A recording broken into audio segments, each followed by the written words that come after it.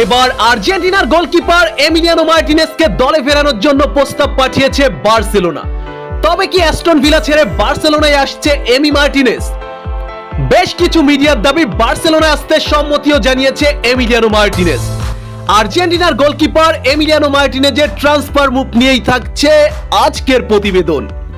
বন্ধুরা, বিশ্বকাপ জয়ী আর্জেন্টিনার গোলকিপার এমিলিয়ানো মার্টিনেজ শেষ কয়েক সিজনে পারফরমেন্স দিয়ে সব গোলকিপারকে ছাপিয়ে গেছেন মার্টিনেজ। ক্লাব কিংবা দেশের জার্সি সবখানেই বিশ্বস্ত গ্লাভ জোড়ায় মুগ্ধতা ছড়িয়েছে এমি মার্টিনেজ।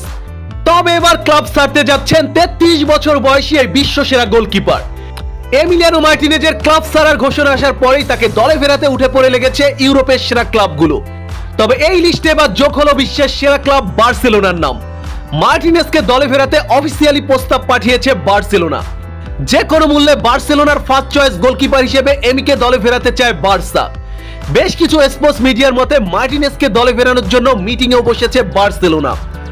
বার্সেলোনা মার্টিনেজের মতো একজন চ্যাম্পিয়ন গোলকিপারকে তাদের গোলবারে দেখতে চায়।